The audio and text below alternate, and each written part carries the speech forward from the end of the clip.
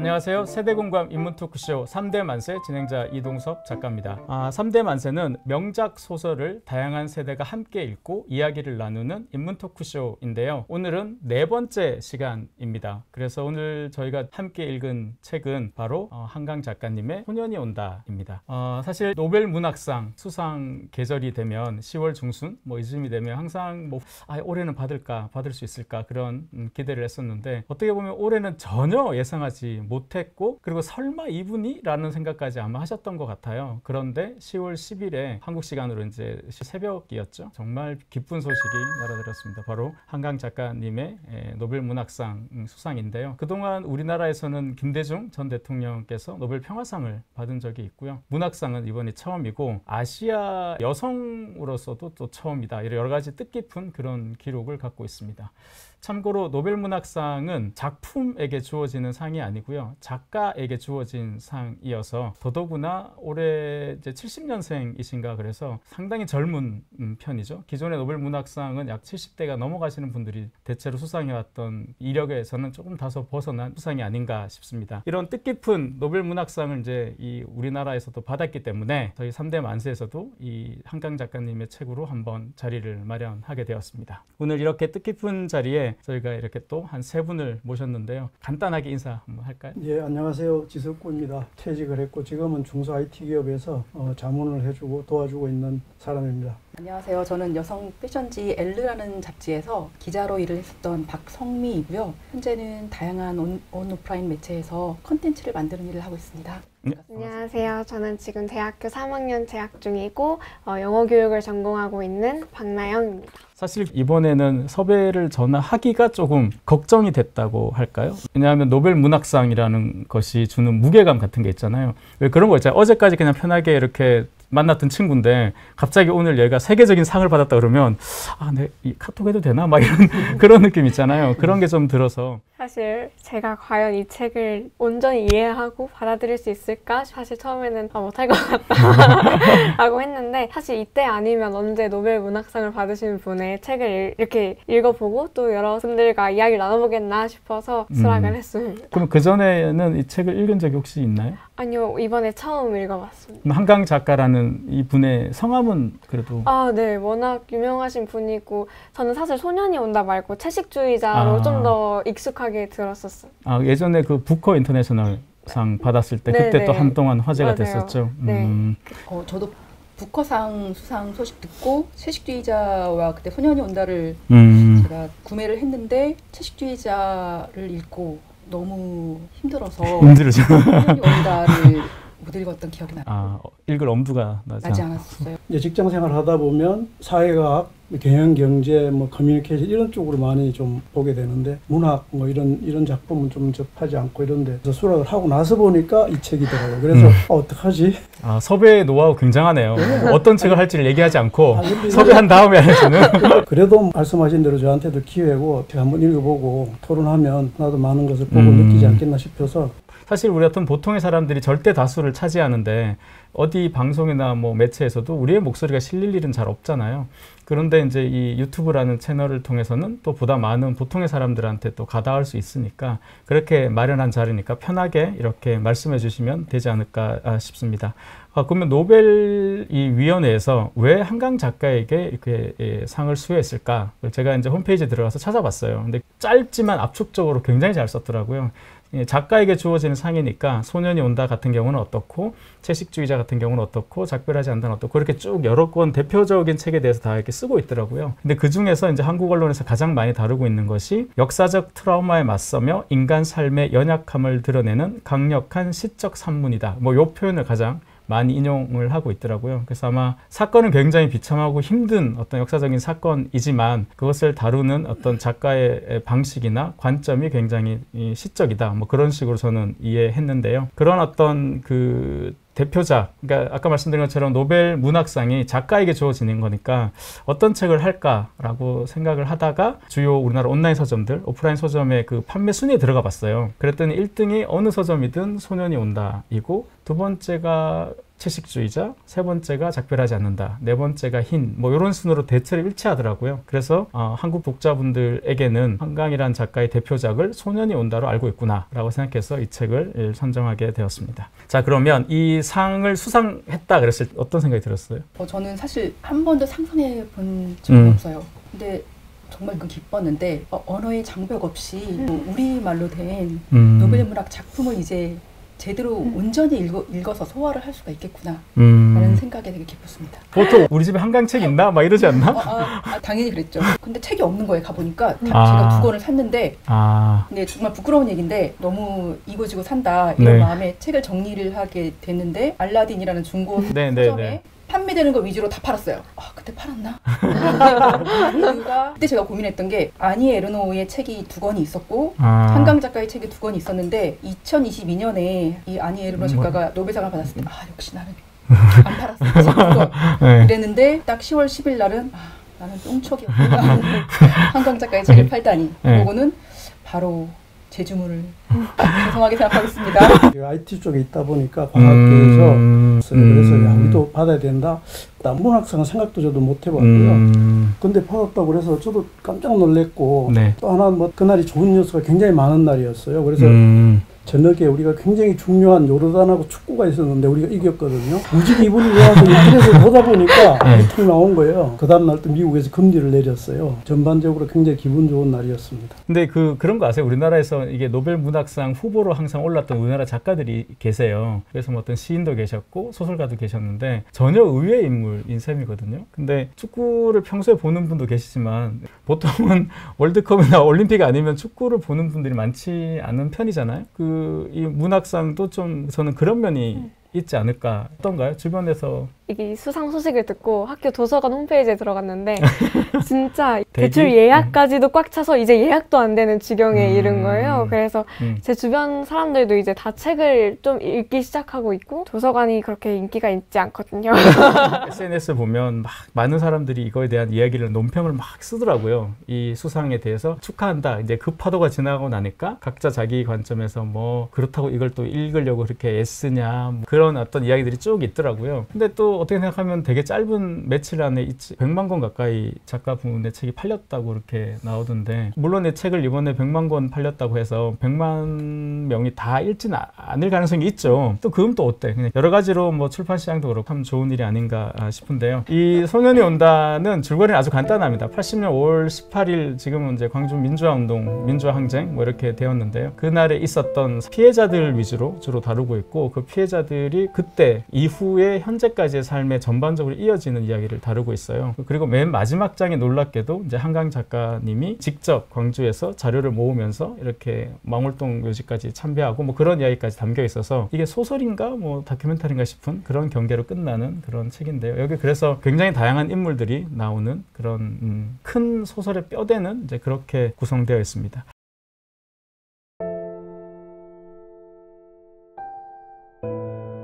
하나, 둘, 셋. 그렇습니다. 자, 오하다르의 산, 기억, 고통, 역사. 그럼 왜 이렇게 쓰셨는지 짧게만. 네, 저는 이 소설을 삶의 문학 소설이라고 생각을 했는데 책 속에 이제 당신의 지적을 띈 장례식을 치르지 못해 삶이 장례식이 되었습니다라는 문구가 참 많이 마음에 와닿았어요. 그래서 이 소설이 그런 수많은 사람들의 고통과 아픔이 담겨있는 삶 그리고 장례식에 관한 소설이라고 생각이 들어서 삶, 장례식이라고 생각이 들었습니다. 네.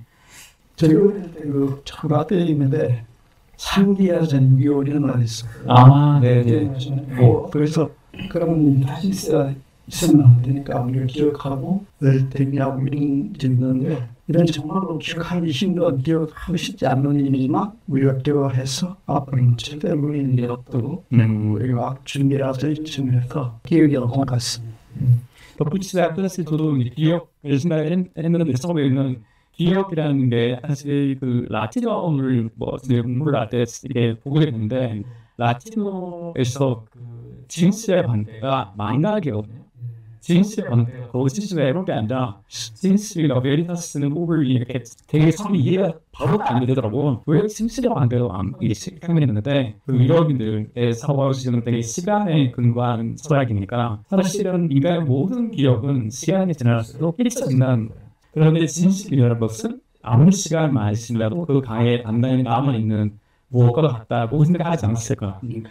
진실을 구하려고 노력하나 잊지 않는다. 그렇게도 하고 진실을 잊지 않는다. 뭐 그렇게도 해석이 될 것 같은데 어쨌든 그런 데에서 서로 이 기억이라는 거에 고민하고 그리고 역사도 썼는데요. 역사는 승자의 기록이다. 이런 얘기를 많이 하죠. 그러면 버릇이 패자라고 할 수 있는 보통의 사람들. 을 목소리는 어디서 우리가 스타일도 볼 수 있냐, 들어볼 수 있냐. 이게 대부분 이제 문학이라고 해요. 예술이라고 하거든요. 그래서 이제 프랑스 혁명사를 공부하면 프랑스 혁명사를 공부하는 것만큼 중요한 게 뭐 빅토르 시험을 그 시대 소설가들의 책을 한 30권 읽어야 된다는 말을 해요. 그런 것처럼 그렇게 해야 승자의 기록과 그 다음에 당대의 보통의 사람들 혹은 폐하한 사람들 현실 정치에서 그 사람들의 이야기는 또 들어야 어느 정도 이렇게 그나마 좀 이렇게 근접하지 않을까. 근데 그렇게 봤을 때 저는 이 책이 저도 교과서나 영화 같은 뭐 이런 데서 또 어떻게 보면 승자들이 현실 정치에서 승자였었잖아요. 그러다 보니까 그 사람들을 위해서 만들어졌던 시간이 있다면 이제 시간이 지나면서 피해자였던 분들의 그런 이제 시간이 오는 게 아닌가. 그래서 저는 역사라고 생각했어요. 보통이라고 생각이 들었는데요. 책을 읽는 내내 계속 동호를 비롯한 등장인물들의 고통이 너무 느껴졌어요. 그냥 제가 겉도는 게 아니라 한 장 한 장 속에 제가 들어가 있는 것처럼 그들의 고통을 고스란히 느껴서 나중에 찾아보니까 한강 작가께서 그 소년 원자의 또 다른 의미는 역시 온다.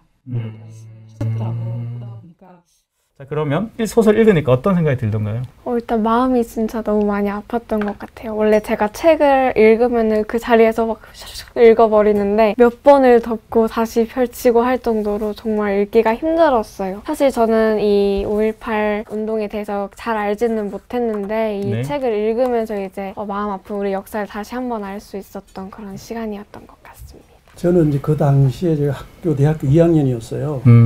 그리고 그때 상황이 생생히 기억이 나거든요. 그때는 이제 사건론이 통제됐던 상황이라 신문에서 좀 나중에 나왔고, 제가 그때 고모님 댁에서 이제 동생을 가르치고 있었는데 고모부님이 퇴근하셔서 얘기하신 중흉한 소문들 많이 있었어요. 지금도 생생합니다. 그런데 얘기로 듣던 거를 이제 책에서 보니까 읽기가 어렵고 힘들고 하면서도 굉장히 자세하게 파고 들어가고 알고 싶고 하는 그런 이제 욕심이 생겨서 그래서 그 책 마지막 저기 어머니 그 부분에 대해서는 진짜 눈물을 참기 어려워요. 그 동호의 어머니. 그렇죠. 왜냐하면 이제 부모 입장이 되다 보니까 주변에 내 친구들도 한 번은 봐야 되지 않겠나 그런 생각이 들어서 이 책을 좀 돌려보려고 했습니다. 어떠셨나요, 기자님? 저도 굉장히 고통스럽고 마음이 되게 힘들더라고요. 네네. 굉장히 어떻게 보면 좀 짧은 소설이라고도 할 수 있잖아요. 그렇죠. 2시간도 안 돼서 다 읽었던 것 같아요. 어렵긴 하지만 흡입력도 굉장히 강렬했던 것 같고, 저는 이 소설을 읽으면서 사실은 제 대학 시절이 좀 떠오르면서 좀 미안한 마음이 좀 많았던 것 같아요. 사실은 5.18 민주화 운동을 교과서로 배웠던 세대거든요. 저는 뭐 영자신문사 들어가고 해외 봉사활동 다녀오고 제 스펙 쌓고 뭐 그때 당시 굉장히 폭발적으로 이렇게 밀려왔던 그런 영화, 음악 이런 거에 정말 빠져서 그냥 딱 저 하나만 생각하고 살았던 것 같아요. 그러면서 이제 IMF가 오고 이러면서 바삐 일상에서 이렇게 살아냈던 전데 이 책을 읽고 나서, 그리고 굉장히 개인적인 이야기잖아요. 그렇죠.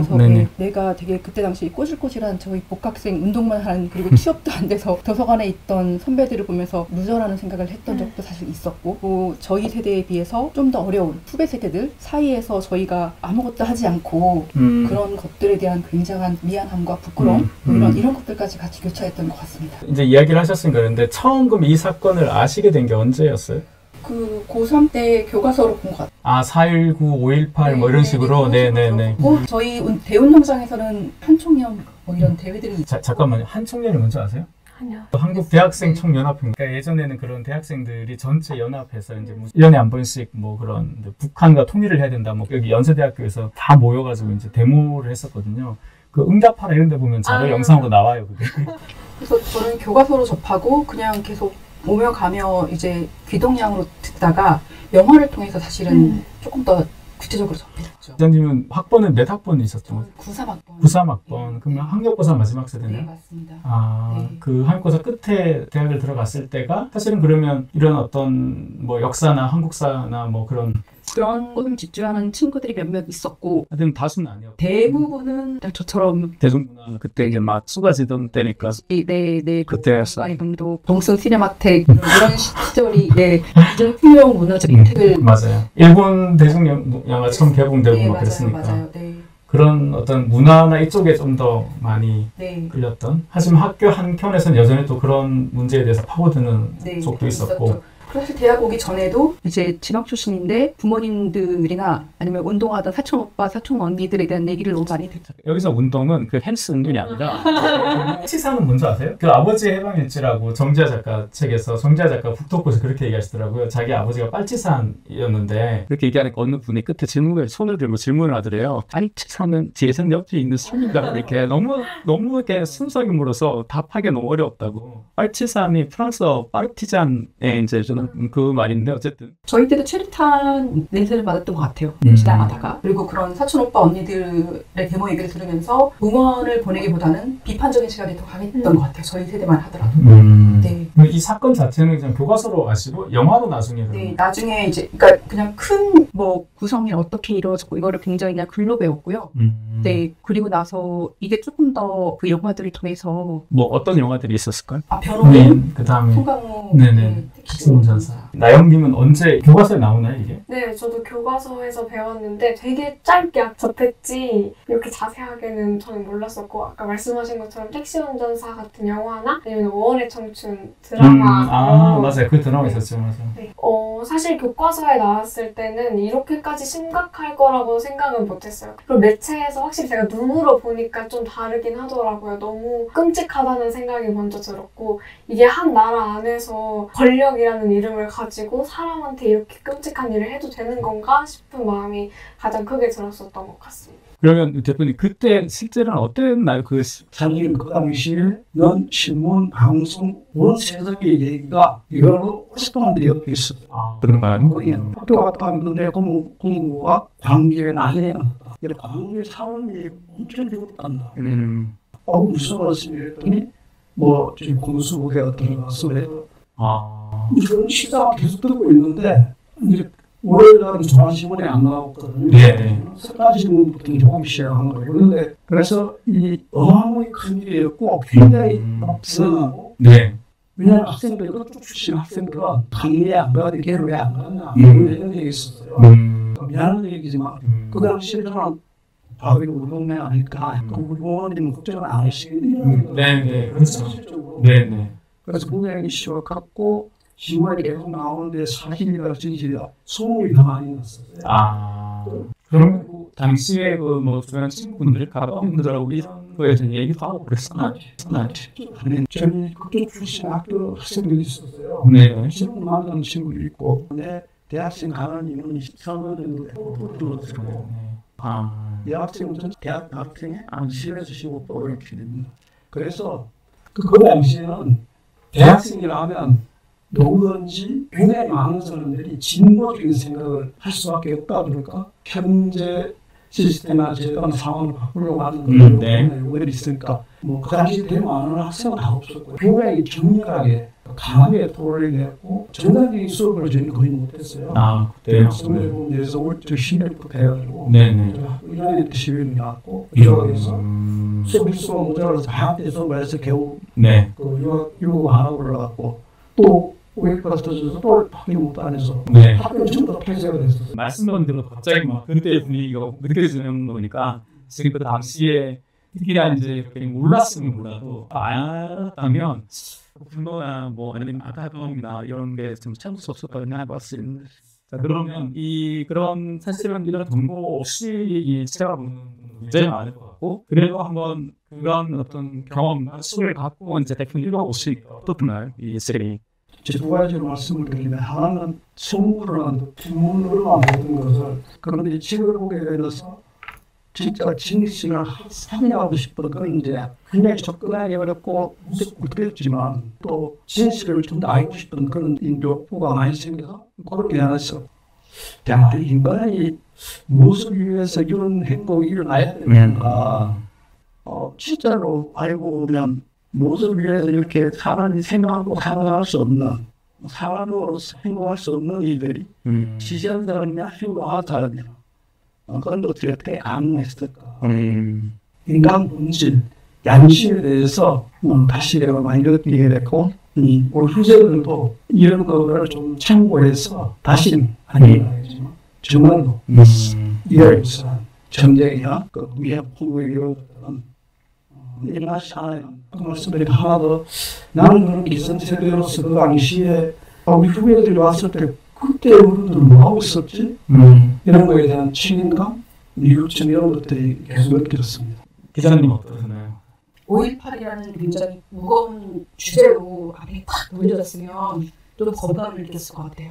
근데 이 소설은 역사 앞에 굉장히 작고 나약한 공간이 있더라고요. 네네. 우리 보고 무력하고 아무것도 할 수 없고 소원을 들었으나 다칠까 쓸 수 없는 그런 동물라든가 주변에 심사라든가 그래서 아무것도 할 수 없는 그런 인간의 연약함 그리고 너무나 입에 담기도 힘들 정도의 거대한 폭력 앞에 어쩔 수 없이 정말 변할 수밖에 없는 인간의 그런 존재 네, 그런 것들 저는 사실 가장 많이 들었던 생각은 안타까운 거 플러스 제가 정말 많이 모르고 있었구나라는 생각이 많이 들었고 말씀해 주신 것처럼 그 역사에 대한 내용보다 그 안에서 사람들이 어떻게 행동했고 어떤 마음을 가졌고 이런 것들을 알게 되다 보니까 더 마음으로 잘 와닿았던 것 같아요. 그래서 이 등장인 한 명 한 명한테 공감도 많이 됐고 그러면 이 소설 안에서 가장 인상 깊은 너무나 다 사실 뭐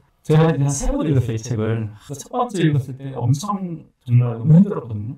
저는 한 6번, 7번 끌었던 것 같아요. 한 번을 못 읽겠더라고요. 이게 너무 힘들어서. 그래도 가장 처음에 읽었을 때 가장 기억에 남는 이 인물 유난히 기억에 남는 인물이 있으신가요? 저는 은수비가 가장 기억에 남는 은수비가 3번째. 은수비는 그 5.18 행각에 있었다가 이제 살아남는 인물인데 살아야 되니까 일을 하는데 출판사. 네, 출판사 대왕인데 그 검열사에 걸려가지고 이제 뺨을 맞고 그 뺨에 대한 뺨 맞은 것을 그냥 기억을 잊으려고 노력하는 그런 내용이 나오는데 그 분수대 무조건 멈춰달라고 하는 게 가장 그거 좀 자세히 얘기해 주시고.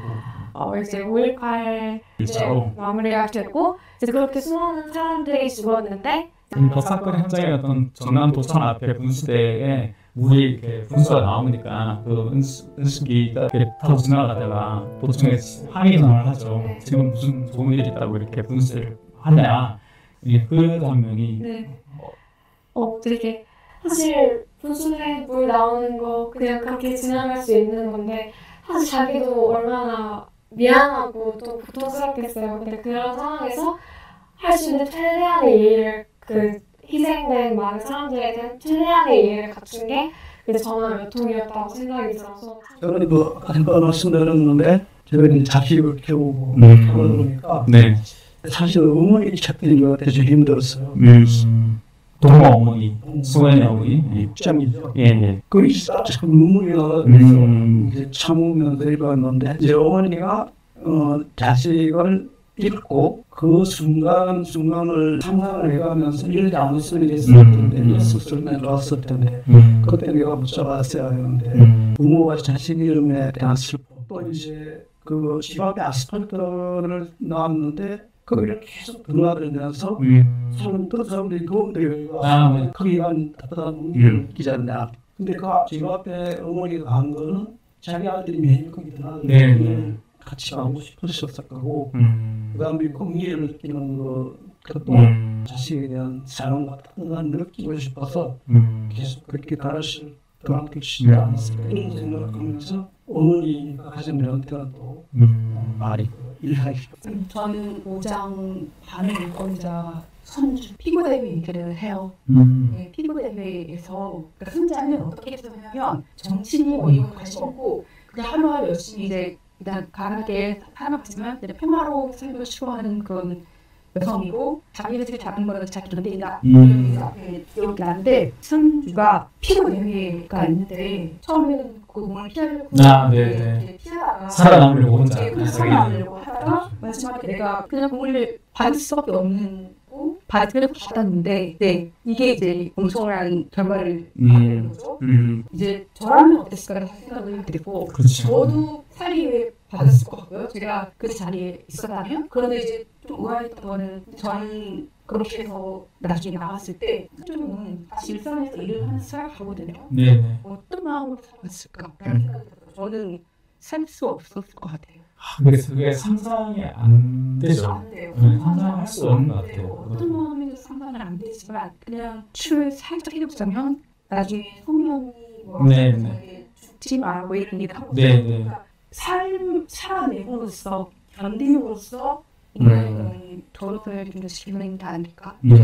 그러니까 이게 처음에 읽을 때 저는 동호라는 소년이 처음에 나오니까 이 소년의 관점에서 아무리를 읽게 되더라고요. 당연히 처음 작가가 우리한테 소개해주는 사람인데 이 사람이 이렇게 죽었다고? 이렇게 되면 너무 놀랐어요. 왜냐면 그냥 제 편견이죠. 주인공 소년이잖아. 그리고 죽을 거라고 생각을 못했는데 두 번째 챕터에 정대가 이미 죽었고 그 정대가 이제 알게 되잖아요. 혼들은 안다고. 아, 네가 죽었구나. 이렇게 하는데 너무 깜짝 놀랐고 이렇게 되니까 그 다음에는 웬만한 것들이 놀랍지는 않더라고요. 이게 처음에 이런 아이가 죽었다 보니까 그리고 심지어 뒤에 어떻게 죽었는지도 보여주잖아요. 아, 그런 걸 보니까 이제 막 혼비백산인 거죠. 그리고 저는 가장 인상적인 인물이 맨 끝에 보면 이 한강 작가님이 그 찾아가잖아요. 뭐 엄마는 어디서 모르겠고 이제 아들이 형이 그리고 형 강사한다. 그래서 이제 만나잖아요. 이제 쓰고 싶다고 이렇게 이야기했겠죠 작가님이. 그랬더니 물론 프라이팬입니다. 대신 잘 써주셔야 합니다. 제대로 써야 합니다. 아무도 내 동생을 더 이상 모독할 수 없도록 써주세요. 그렇게 되어 있어요. 아, 근데 저는 이 문장을 딱 접하니까 그때 그 사건으로 끝나지 않았구나. 이런 사람을 모독한다고? 아마 독자분들은 다 그렇게 생각했을 거예요. 사실 저는 좀 부끄러운 얘기를 하자면 제 아내가 이 책을 갖고 있었어요. 그래서 책 표지를 보고 제목은 소년의 영가고 안개꽃이어서 약간 황소년의 수박이같이 소년의 러브스토리라고 생각했어요. 진짜 너무 부끄러운 얘기인데 너무 경박하는 기자실을 근데 찾아보니까 만약 이유가 있더라고요. 암의꽃이 뭐 슬픈 진실, 뭐 애도연 어떤 말이 있더라고. 흰 암의꽃이. 이제 그런데 저는 제목이 사실 솔직히 말씀드리면 좀 제목이 잘 확 안 오더라고요. 아까 뭐랬지? 넋이구나. 넋이. 이게 영문 제목을 찾아봤어요. 그러니까 영어 번역은 휴먼 X더라고요. 그 영어 제목이 더 직관적으로 오더라고요. 보통 이런 책을 보면 가해자를 분명히 딱 못 박아놓거든요. 그래서 정말 나쁜 절대 악인 같은 뭐 군인이 나오든 아니면 피에르 레비의 이것이 인간이니까 나치 수용소에 있던 그분 같은 경우는 군인들 뭐 이렇게 구조가 되는데 여기는 가해자의 목소리는 거의 뭐 잠깐씩 나오지만 거의 배제되어 있고 오로지 한쪽에 그 피해자와 희생자 중심으로 쓰고 계시더라고요. 그런 것도 굉장히 고민을 많이 하시고 선택한 그런 면에서 좀 이게 읽을 때마다 다르게 또 보이는 인물들이 있는 그런 소설이 아닌가 싶습니다. 혹시 이제 읽으시면서 혹시 또 다르게 생각하시거나 하시고 싶은 말씀 있으실까요? 책 자체에 대해서. 처음에 너를 시작을 했지 않습니까? 네. 특히 이제 너로 시작하는 작가를 직접 개입하는 방식이잖아요. 이제 그래서 어떤 평론가는 여기는 다 한 명밖에 없다. 이 모든 인물이 하나이다 이렇게도 얘기하시는데 이번에 한강 작가님께서 노벨 문학상 수상했는데 어떤 영향이 있을 것 같습니다. 세계에서 모든 사람들이 우리나라에 대해서 생각을 알고 계신 요즘에 훌륭한 젊은 작가들이 많이 등장하고 있으니 그들의 발판이 굉장히 넓어지겠구나. 그리고 지금 세계에서 우리에서 아이돌 관심을 가졌듯이 우리 젊은 작가들에게도 관심을 굉장히 많이 갖겠구나. 되게 정말 좋은 머리를 열어주신 것 같은. 네. 그렇죠, 맞아요. 이게 뭐 판권 계약이 많이 됐다고 이런 뉴스가 나오는 거 보니까 아마 한국 문화에 관심을 갖는 출판사들이 많지 않을까 싶은데요.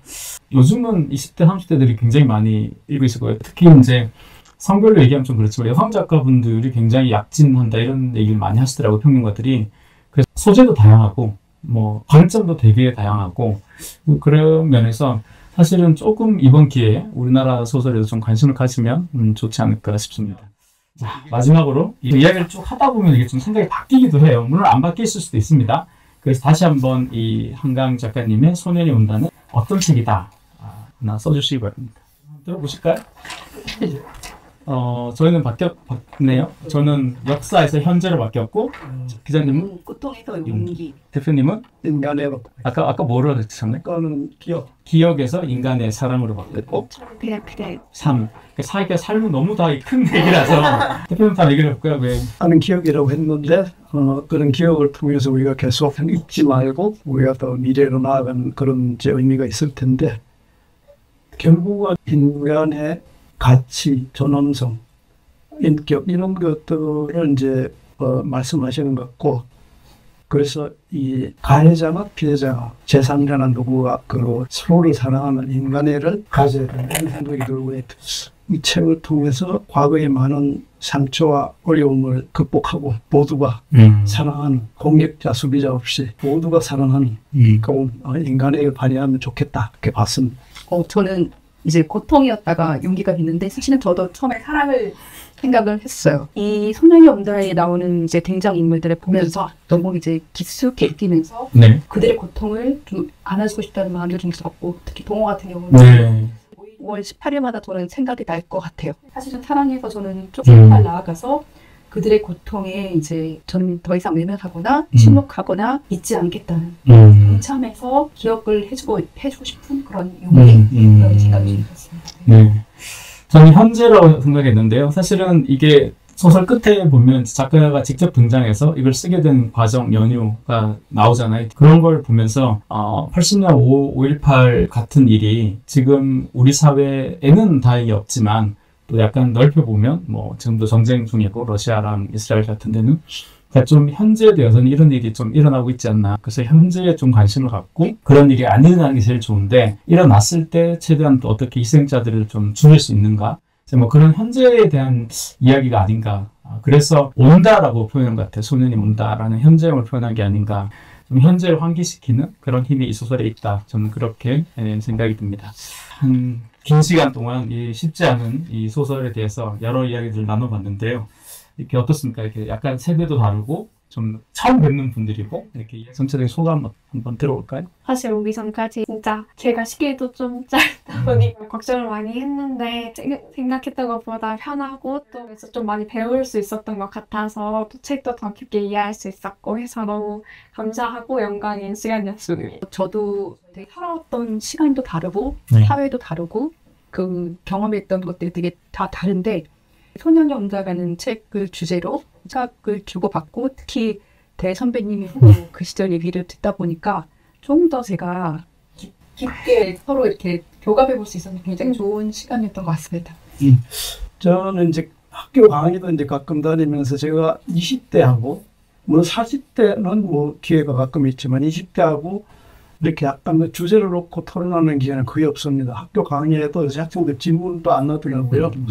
오늘은 20대, 40대, 대후배, 대대 모여서 이 참 좋은 작품을 가지고 대화할 수 있는 자리 자체가 저한테 굉장히 의미 있고 저도 영광이었습니다. 그래서 누가 이런 것도 만들어주면 개선 좀 하면 좋겠다 이런 생각은 들었습니다. 네, 맞아요. 사실 예전에는 이런 점 있었던 것 같은데 요즘은 워낙 좀 다른 세대랄까요? 오히려 막상 내 아이와 나와 내 부모가 앉아가지고 어떤 거 얘기하기 좀 머쓱한 면도 있고 이제 그런데요. 저희가 지금까지 다뤘던 거는 위대한 개츠비나 어린 왕자, 프랑켄슈타인 이런 고전을 주로 다뤘거든요. 근데 이번에 이제 소년이 온다를 다루면서 좀 더 우리 사회에 가까운 그런 얘기를 여러 세대와 나눌 수 있지 않았을까 싶습니다. 물론 저희가 다 뭐 저희 세대를 대표한다 이런 건 아닌데요. 이제 다만 이런 좀 각자의 관점에서 재미나게 이야기를 나눠볼 수 있었던 그리고 그 무엇보다 이런 자리가 마련될 수 있었던 것은 역시 한강 작가님이 노벨 문학상을 받으셨기 때문에 플라톤 아카데미에서 이렇게 자리를 마련할 수 있었던 것 같습니다. 세대 공감 인문 토크쇼 3대 만세 오늘 4번째 시간 이 소년이 온다 다뤄봤는데요. 여러분들께서도 한강 작가의 소년이 온다는 나한테는 이런 소설이었다 라고 댓글을 좀 달아주시면 더 좋지 않을까 싶습니다. 자, 마지막으로 다 같이 인사하는 걸로 끝내도록 하겠습니다.